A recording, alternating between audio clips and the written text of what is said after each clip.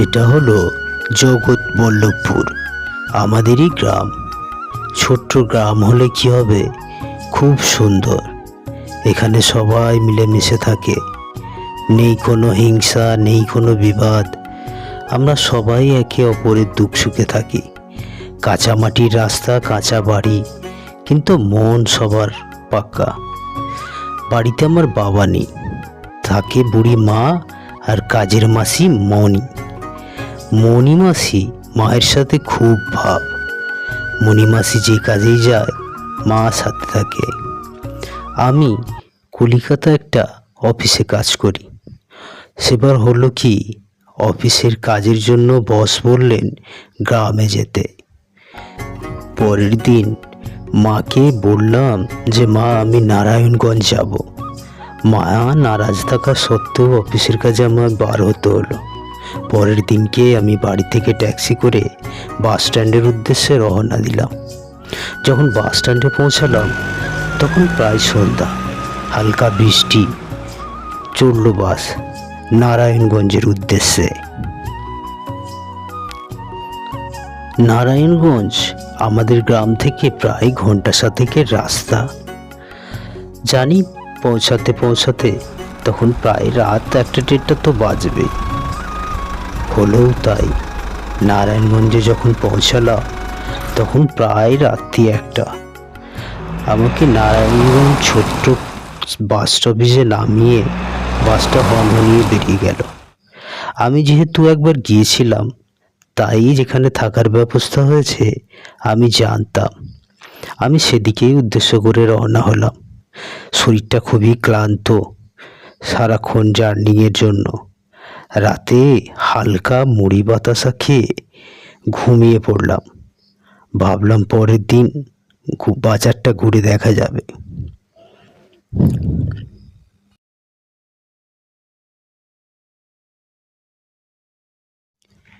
পরের দিন সকালে উঠে বাজারের উদ্দেশ্যে রওনা দিলাম।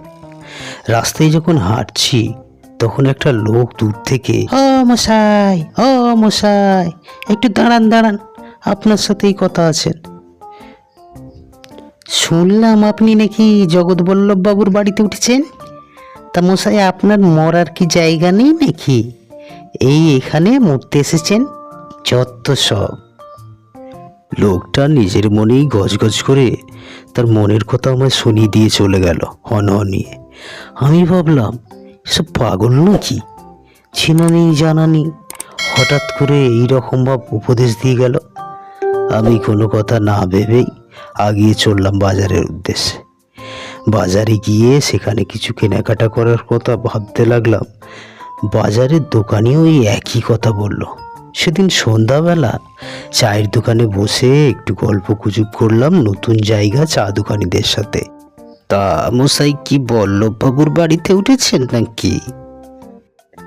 চা দোকান থেকে যখন ফিরলাম তখন ঝমঝমিয়ে বৃষ্টি। একাই থাকতে হবে এখানে, তাই বৃষ্টির দিনে একটুখানি তেলে ভাজা খেতে মন গেল। রান্নাঘরে নিজেই করার চেষ্টা করলাম। হঠাৎ মনে হলো জানলার পাশে বেড়াল ডাকছে। আমি সেটা দেখার জন্য জানলা থেকে উঁকি মারতেই দেখলাম রাস্তার ধারে একটা কালো বেড়াল আমার জানলার দিকেই তাকিয়ে ডেকে চলেছে। আমি বাইরে বার হয়ে যখন দেখলাম যে কোথায়, হঠাৎ দেখলাম সামনে থেকে বেড়ালটা হনহনিয়ে বেরিয়ে গেল। একটু ভয় পেয়ে গেলাম। বিড়ালটা সাইজেও অনেক বড়। আমি ভাবলাম এখানে সবই আজব, মানুষগুলো যেমন, এখানে চারপদস্ক প্রাণীগুলোও তেমন।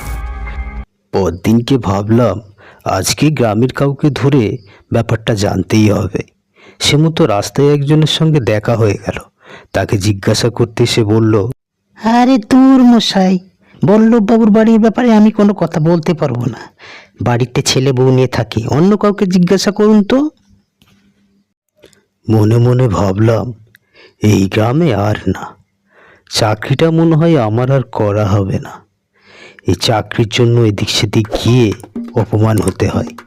বিড়ালটা ভূত নাকি জানি না, তবে বল্লভবাবুর নামে গ্রাম প্রচুর ভয় পায়।